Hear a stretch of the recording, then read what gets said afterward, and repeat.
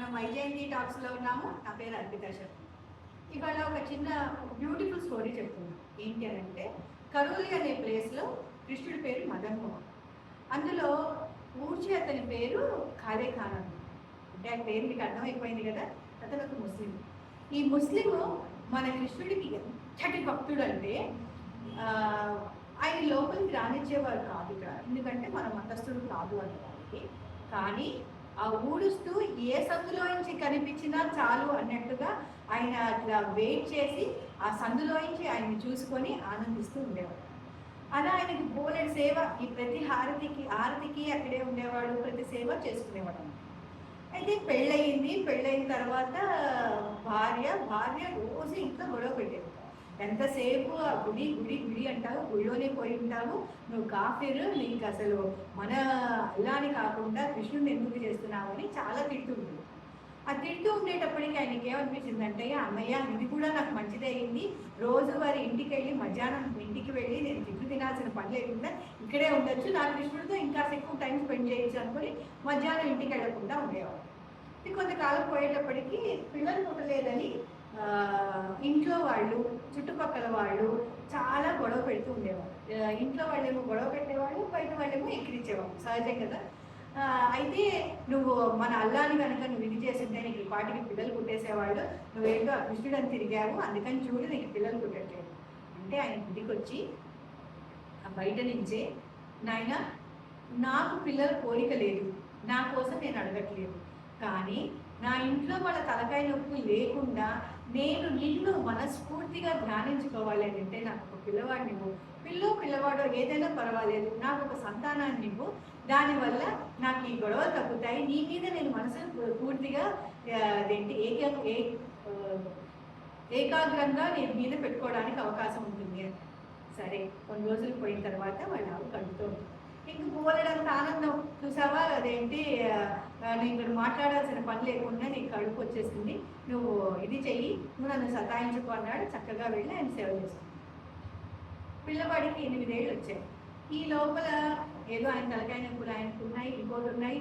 ఈ కథ చెప్పేవాళ్ళండి ఎంత బాగా చెప్పారంటే, కృష్ణుడికి ఎప్పుడు సంతోషాన్ని ఇస్తే నచ్చదు, మధ్యలో ఏడిపించాలి కదా, అందుకని చిన్న ట్విస్ట్ ఇచ్చాడు అన్నాడు. కానీ మానవ సహజం కదండి, అప్స్ అండ్ డౌన్స్. మెట్టు ఎక్కితే మనం మెట్టు దిగాల్సిందే కదా, మనం ఎంతసేపు పైకి వెళ్ళి ఉండలేక కిందకి రావాలి కదా, రాకపోతే మనకి పని జరగదు కదా. అలాగే సుఖ దుఃఖాలు ప్రతి వాళ్ళకి ఉండి తీరుతాయండి. ఆ దీంట్లో ఈ పిల్లవాడిని ఒక పాము కాటేస్తుంది. ఆ పిల్లవాడు పడిపోయి ఉన్నాడు. ఈ భార్యకి తెలిసింది. ఈ భార్య పరిగెత్తుకుంటూ భర్త దగ్గరికి వచ్చి, చూసావా మన పిల్లవాడిని పాము కాటేసిందిగా, నేను వెళ్తున్నాను, నువ్వు కూడా ఈ వీళ్ళు ఫూక్ మార్తి అంటారు కదా, ఈ ముస్లిమ్స్లో ఫూక్ అనుకుంటే మంత్రం వేస్తారు, అట్లా మంత్రం వేసే వాళ్ళని నువ్వు తీసుకుంటురా, నేను పిల్లవాడి దగ్గరికి వెళ్తున్నాను అంటే. సరే అంటాడు. వీడు ఏం మాట్లాడాలి, ఆ కృష్ణుడు అతను వీడు అన్నాం మనకి ఎందుకంటే, అతను అలా కృష్ణుడిని చూస్తూ ఉంచిపోతాడు. వస్తున్నాడు వెనకాల అనుకుని చూస్తే వెనకాల రావట్లేదు భర్త.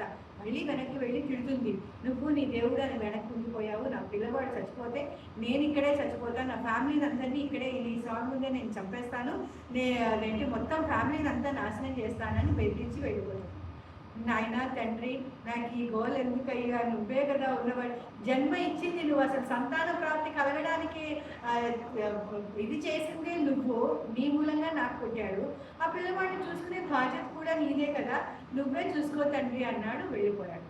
ఇంతకీ ఆ పిల్లవాడి దగ్గరికి వెళ్తే పిల్లవాడికి మొత్తం నీలంగా అయిపోయిన వాడు స్వామి యొక్క తీర్థ యొక్క చుక్క ఇతని చేతిలో నుంచి పడుతుందన్నమాట.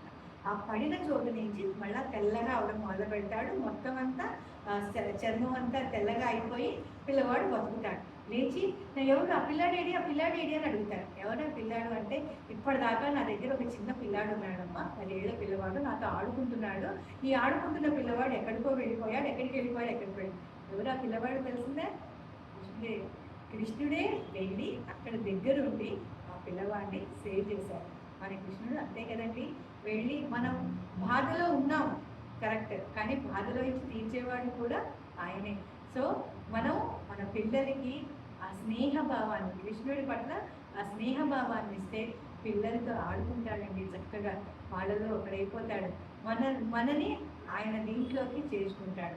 మన పిల్లలకి మనము తెలుసుకోవాల్సింది, చిన్న పిల్లాడి దగ్గర నుంచి మనం కృష్ణుడిని ప్రేమిద్దాము, మన ఫ్యామిలీలో ఒకటిగా మనం ఉంచుకుందాము, ఆయనలో మనం ఒకటమైపోదాం కదండి. థ్యాంక్ యూ అండి. ప్లీజ్ మా ఛానల్ని లైక్ అండ్ సబ్స్క్రైబ్.